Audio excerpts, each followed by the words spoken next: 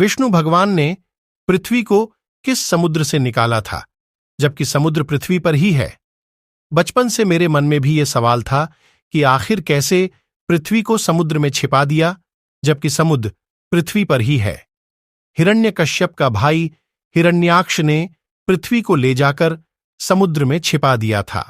फलस्वरूप भगवान विष्णु ने सूकर का रूप धारण करके हिरण्याक्ष का वध किया और पृथ्वी को पुनः उसके कक्ष में स्थापित कर दिया।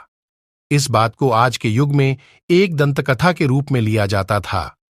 लोगों का ऐसा मानना था कि यह सरासर गलत और मनगढ़ंत कहानी है, लेकिन नासा के एक खोज के अनुसार खगोल विज्ञान की 2 टीमों ने ब्रह्मांड में अब तक खोजे गए पानी के सबसे बड़े और सबसे दूर के जलाशय की खोज की है।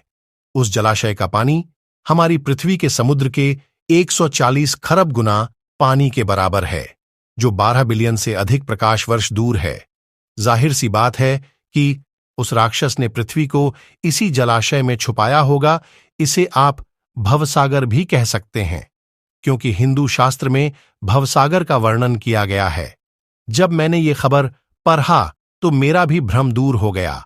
और अंत में मैं सिर्फ इतना ही कहना चाहूंगा कि जो इस ब्रह्मांड का रचयिता है, जिसके मर्जी से ब्रह्मांड चलता है, उसकी शक्तियों की थाह लगाना एक तुच्छ मानव के वश की बात नहीं है। मानव तो अपनी आंखों से उनके विराट स्वरूप को भी नहीं देख सकता। कुछ बेवकूफ जिन्हें यह लगता है कि हमारा देश और यहां की सभ्यता गंवार है, जिन्हें लगता है कि नासा ने कह दिया तो सही ही होगा, जिन्हें यह लगता है कि भारत की सभ्यता, भारत का धर्म और ज्ञान विज्ञान सबसे पीछे है, उनके लिए मैं बता दूं कि सभ्यता, ज्ञान, विज्ञान, धर्म, सम्मान भारत से ही शुरू हुआ है। अगर आपको इस पर भी सवाल करना है तो आप इतिहास खंगाल कर देखिए। जिन सभ्यताओं की मानकर आप अपने ही धर्म पर सवाल कर रहे हैं, उनके देश में जाकर देखिए। उनके भगवान तथा धर्म पर कोई सवाल नहीं करता, बल्कि उन्होंने अपने धर्म का इतना प्रचार किया है कि मात्र 2000 साल में ही आज संसार में सबसे ज्यादा ईसाई हैं।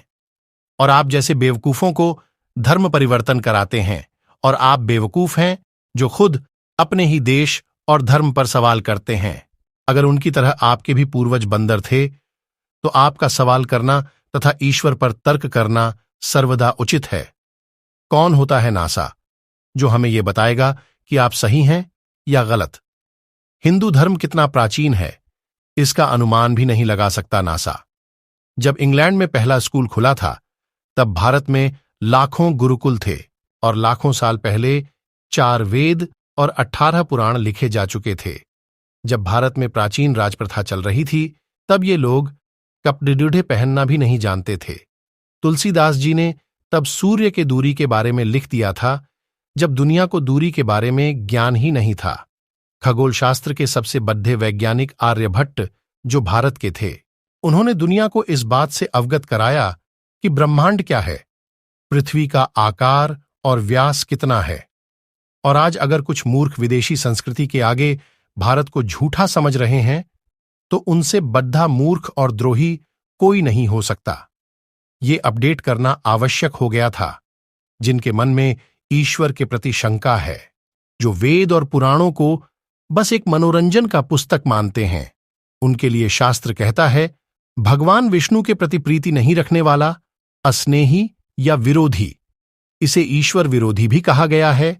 ऐसे परमात्मा विरोधी व्यक्ति मृतक के समान है। ऐसे अज्ञानी लोग मानते हैं कि कोई परम तत्व है ही नहीं।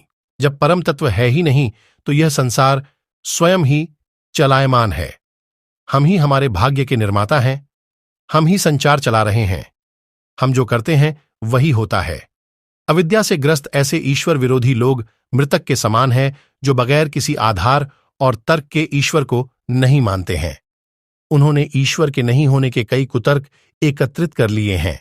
दिन और रात का सही समय पर होना, सही समय पर सूर्य अस्त और उदय होना, पेड़ डहाच पौधे, अणु परमाणु तथा मनुष्य की मस्तिष्क की कार्यशैली का ठीक ढंग से चलना, ये अनायास ही नहीं हो रहा है। जीव के अंदर चेतना कहां से आता है, हर प्राणी अपने जैसा ही बीज कैसे उत्पन्न करता है, शरीर की बनावट उसके जरूरत के अनुसार ही कैसे होता है, बिना किसी निराकार शक्ति के ये अपने आप होना असंभव है। और अगर अब भी ईश्वर और वेद पुराण के प्रति तर्क करना है तो उसके जीवन का कोई महत्व नहीं है।